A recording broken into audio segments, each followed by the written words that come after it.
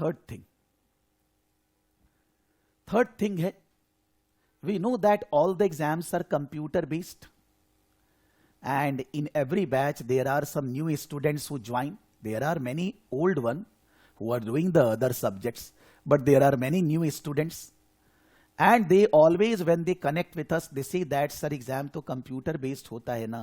Even though बहुत सारे video मेरे भी हैं YouTube पे, सबके हैं, बहुत सारे लोग हैं, उनको देखने से समझ में आ जाएगा, फिर भी उनको डर लगता है. डर की कोई बात नहीं है.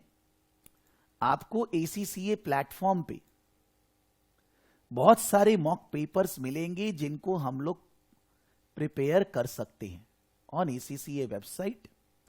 When you go ACCA qualification से I am going in AFM के अंदर गए, सिलेबस डाउनलोड कर सकते हैं. मैंने डाउनलोड करके जो भी चेंजेस नोट्स के अंदर करना है मैं करना चालू कर दिया हूं. आप भी खोल के एक बार सिलेबस देख सकते हो. वैसे कोई भी ऐसा सब्जेक्ट जो रेगुलेटरी नहीं है, ना इधर टैक्स नहीं है और या कोई लॉ वगैरह नहीं है, तो ACCA के अंदर लॉ तो केवल एकदम स्किल लेवल पे पहला सब्जेक्ट होता है, जिसमें वो लोग वैसे भी कंपनी लॉ नहीं पढ़ाते, जनरल लॉ, और उसके बाद लॉ सब्जेक्ट कहीं है नहीं. टैक्सेशन ऑप्शनल पेपर है इस प्रोफेशनल लेवल में, उसके अंदर चेंजेस होते हैं, हर साल होते हैं. लेकिन जो AFM, APM, SBL ये सब है. SBR के अंदर कोई नया IFRS आ गया, जैसे IFRS 17, 18, 19 आने को है, तो अगर आ गया सिलेबस में इंक्लूड हो जाएगा. But AFM, APM, advance auditing and assurance, इनमें कोई रेगुलेटरी चीज नहीं है. सिलेबस चेंज मतलब कोई चीज को पहले इंस्टीट्यूट ने एक अलग तरह से बताया था, अब उसको वो थोड़ा अलग तरह से बता रहे हैं. या कोई चीज इंस्टीट्यूट सिलेबस में डाल के नहीं रखा था, उसको हटा दिया, ले आए. कोई चीज नहीं डाल के रखा था, मतलब सपोज एन एग्जांपल, पहले before this September 2022 exam onwards institute के सिलेबस के अंदर AFM, APM ऑप्शनल पेपर में प्रोफेशनलिज्म का मार्किंग नहीं था.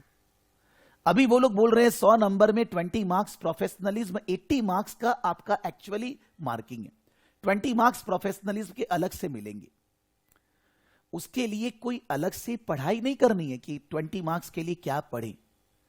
A small write-up given by the institute that the questions will be given in the exam mentioning professional marks, 4 marks, 5 marks like this. वो professional के लिए institute ने खुद लिखा है, आपको कुछ अलग से पढ़ना नहीं है, आपको अलग से कोई नया आंसर नहीं लिखना है. जो आंसर आप लिखते हैं वो आंसर में ये प्रोफेशनलिज्म का रिक्वायरमेंट फुलफिल होना चाहिए. तो if you ask me personally, जब अपने सितंबर 2022 के पहले एग्जाम हुआ तो क्या आंसर नॉन प्रोफेशनल वे में लिखते थे क्या? अगर अलग से प्रोफेशनलिज्म का मार्क्स नहीं लिखा रहता था तो क्या अपने लिखते नहीं थे? क्या अपने कोई स्लैंग लैंग्वेज यूज करते थे? क्या अपने क्वेश्चन का आंसर नहीं लिखते थे?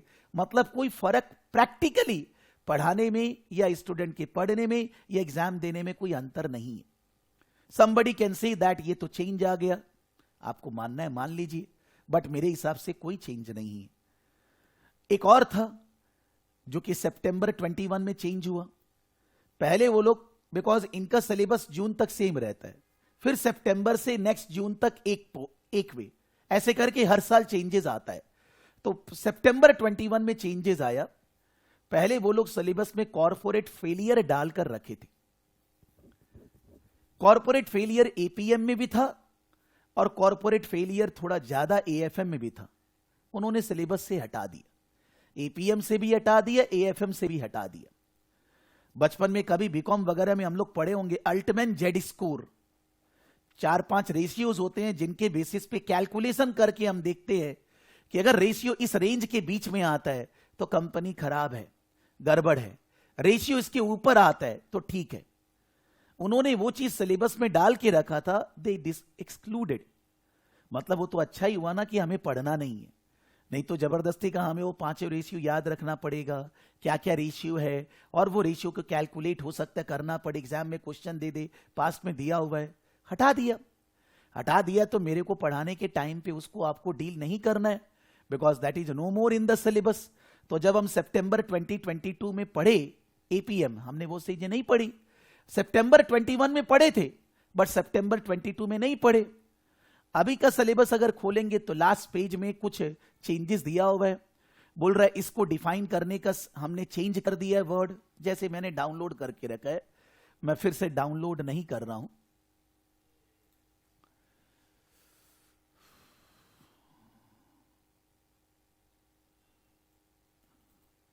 एएफएम सितंबर 2023 सिलेबस,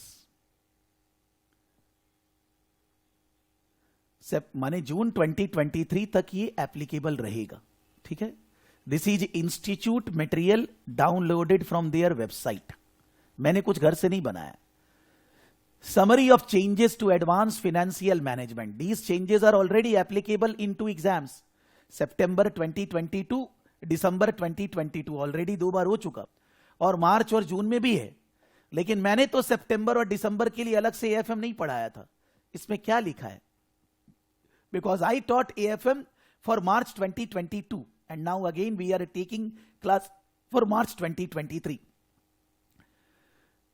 A3H ऊपर जाके देख सकते हैं A3 क्या है, ऊपर लिखा हुआ है सिलेबस के अंदर, जैसे ये 3 है वैसे ही अलग अलग है A3H। Assess and advise on the impact of investment and financing strategies and decisions on the organization's stakeholders from a governance perspective. Integrated reporting has been removed from the learning outcome.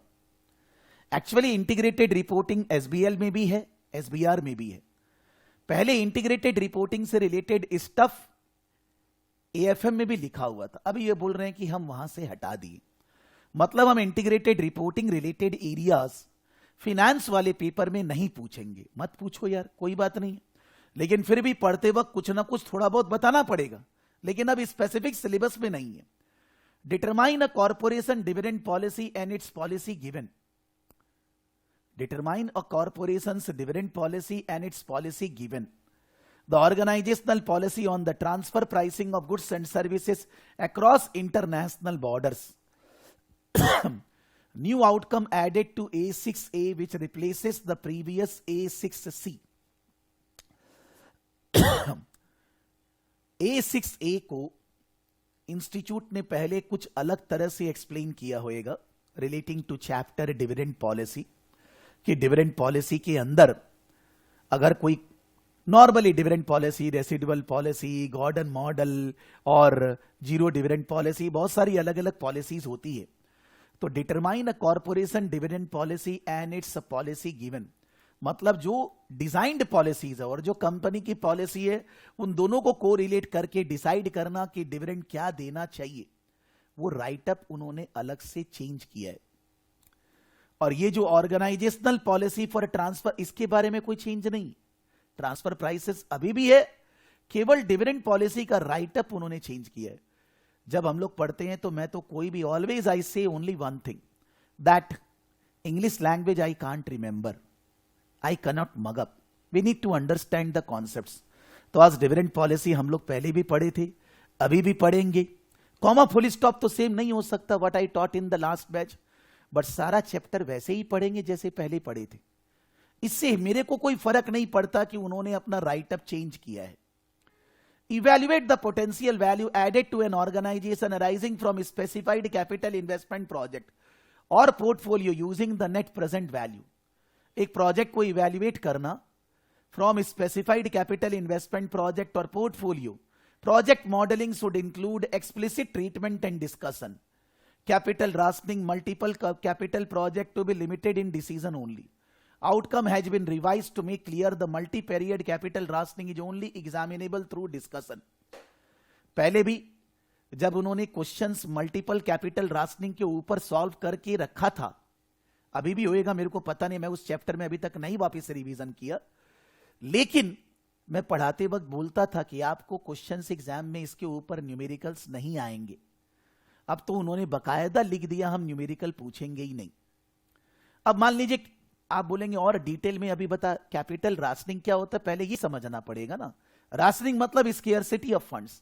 जब company के पास पैसे की कमी है तो company के पास 4-5 project है, उसमें से कौन सा करेंगे, which project we will be doing, वो प्रोजेक्ट डिसाइड करने के लिए कैपिटल राशनिंग अप्लाई होता है। जिसको profitability index, present value of inflow by outflow, NPV by outflow, उसमें एक मल्टी पीरियड कैपिटल राशनिंग होता है, डिस्कस करेंगे। उसके बारे में कोई न्यूमेरिकल नहीं आएगा, पहले भी पता था, कभी नहीं आया, अभी स्पेसिफिकली लिख दिया, नहीं आएगा। I am not reading these things, these are not change in the syllabus.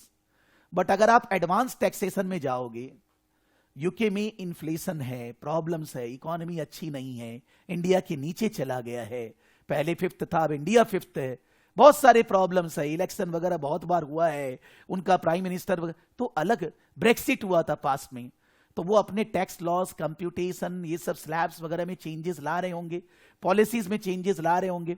मैं इसके लेवल पे टैक्सेशन पढ़ाता हूं, but that is not tax planning, that is just what is the tax provisions that we study.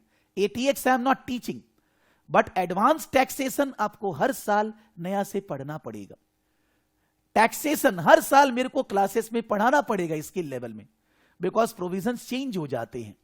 Even though इनका exam में provision सब लिख के देता है ये लोग, फिर भी आप प्रोविजंस का अगर मतलब समझेंगे नहीं तो इन दैट केस आप सॉल्व कैसे करेंगे।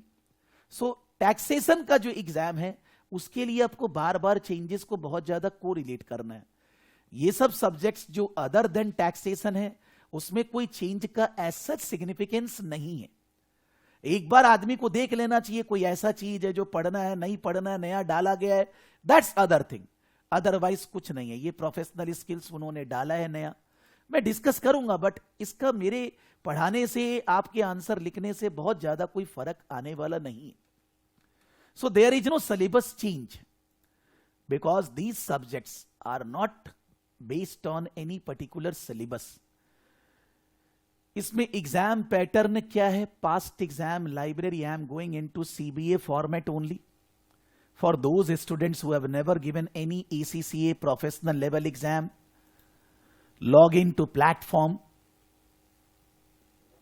यहां पर आपको अपना आईडी और पासवर्ड यूज करना है। मैं आशीष जी का यूज करता हूं ऑलवेज, आयुष खंडेलवाल आप ही का यूज कर रहे हैं सर।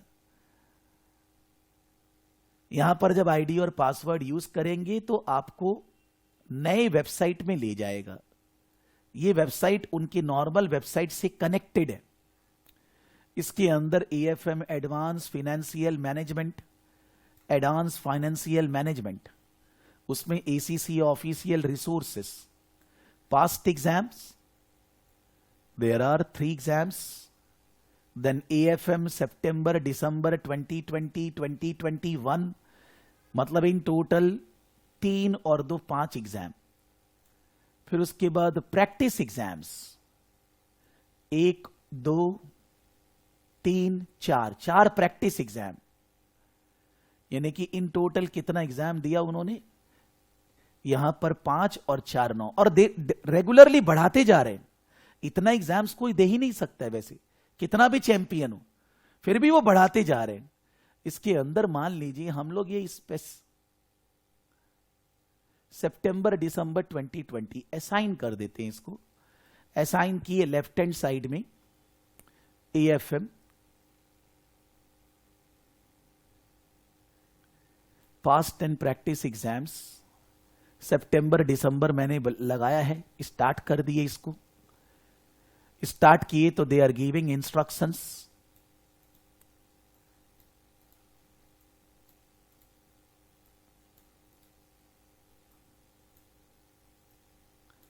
मैं इंस्ट्रक्शंस रीड नहीं कर रहा हूं। Then they are saying there are 2 portion, section A 1 question of 50 marks, section B 2 questions of 25 marks each.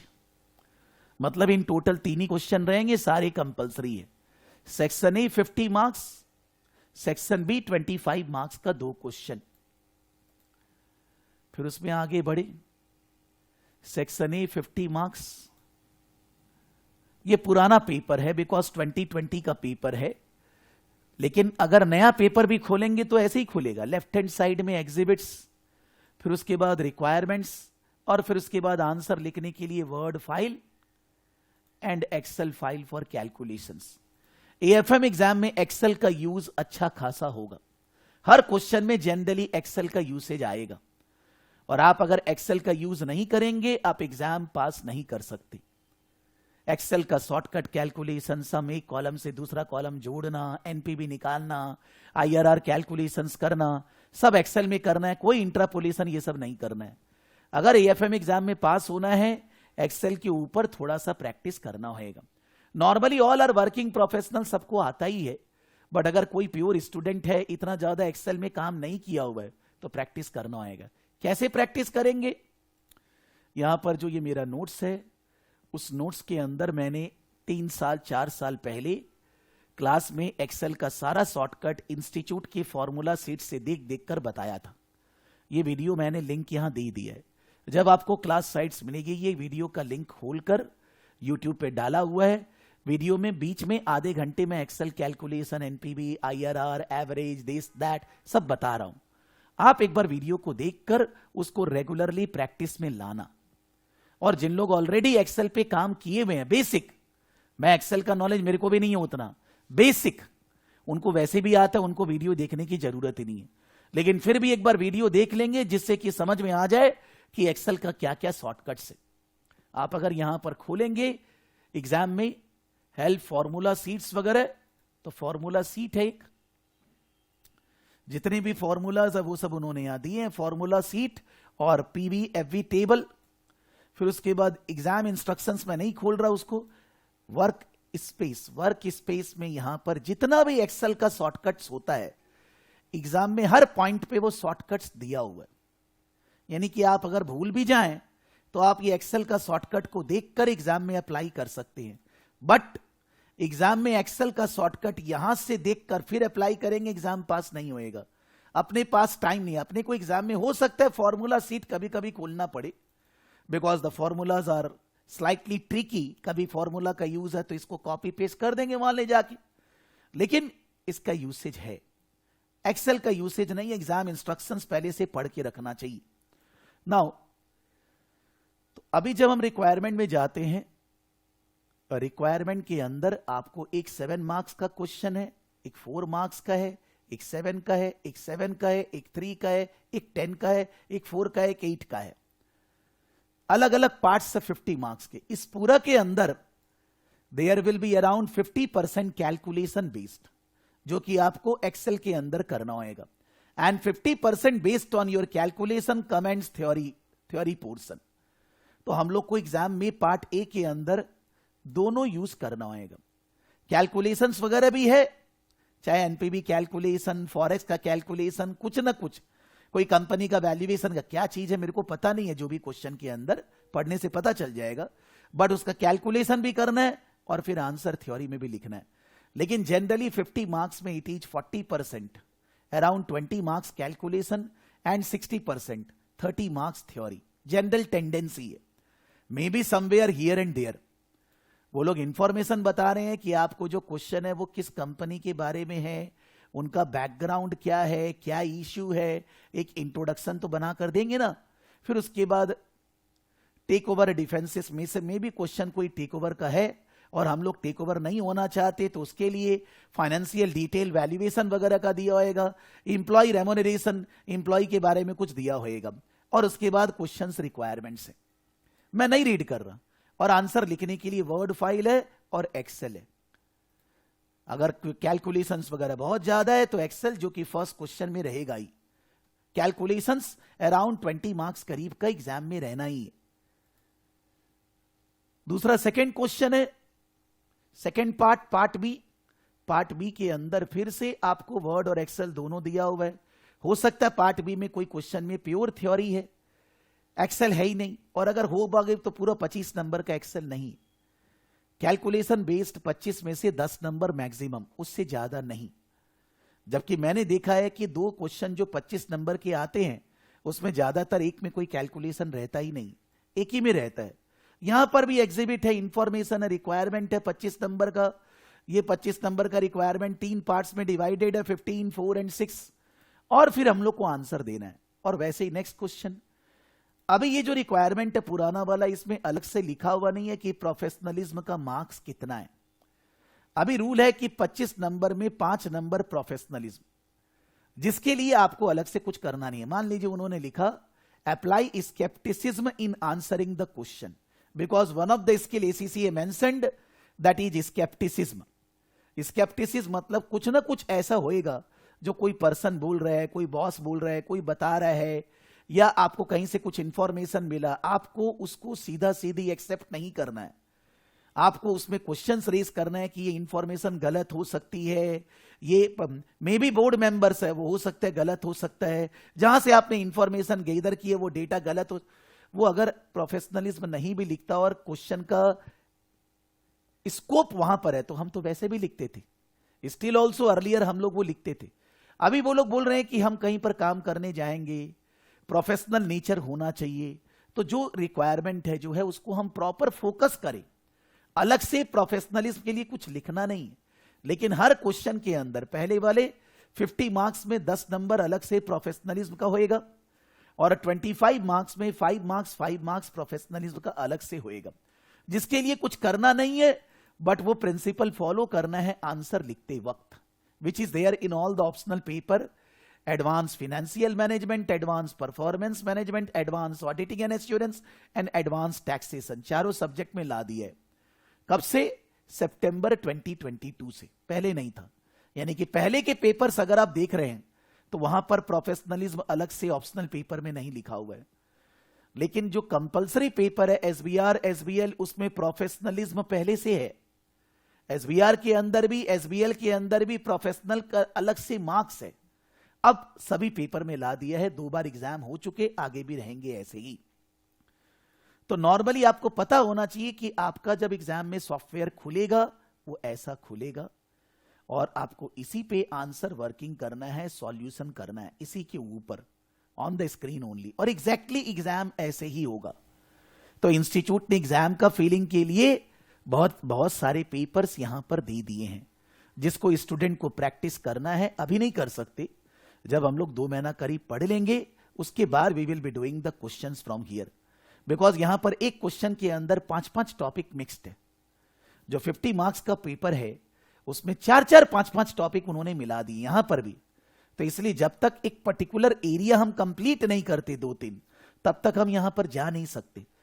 Just that कि कोई जन को लगेगा कि मान लीजिए एसीसीए करना है, नहीं करना है, या एएफएम, मेरा तो माफा एसएफएम पढ़ा हुआ है, आप एक बार क्वेश्चंस पढ़कर देखिए तो लेवल समझ में आएगा कि what they are asking, then you will be able to understand that what is the level of exams. अगर आपको मान लीजिए कोई चीज टाइम नहीं है, सॉफ्टवेयर पे नहीं जाना है, पास्ट एग्जाम लाइब्रेरी में भी जा सकते हो, उसमें सारे के सारे पेपर्स पीडीएफ फॉर्मेट में क्वेश्चन आंसर दिए हुए। यही पेपर्स वहां सॉफ्टवेयर में लॉगिन करके भी हैं, सेम है, यहां पर उनका पीडीएफ सॉल्यूशंस दिया हुआ है। कभी कभी एग्जाम का टाइम है, उतना ज्यादा सॉफ्टवेयर बार बार नहीं खुल रहा है, तो इन दैट केस आप यहां पर भी जा सकते हैं, सारे पेपर्स का आंसर यहां पर है। कुछ कुछ जो उन्होंने प्रैक्टिस एग्जाम बोलकर बोला है उसका यहां पर मिलना थोड़ा स्पेसिफिकली मुश्किल है 1 by 1, बट वो पेपर्स जो उन्होंने प्रैक्टिस एग्जाम बोलकर बनाया वो इन्हीं को मिक्स करके बनाया, तो उसका आंसर यहां नहीं है। प्रैक्टिस एग्जाम का 2 पेपर है वहां, उन दोनों का आंसर यहां नहीं है, वहीं से मिलेगा। लेकिन और सारे पेपर जितने भी वहां पर 11 में से 8 to 9 का आंसर यहां पर है। अगर पीडीएफ से करना है, नॉर्मली हम लोग को वैसे ऑन स्क्रीन जाकर उनके सॉफ्टवेयर पे ही वर्किंग करना चाहिए। नाउ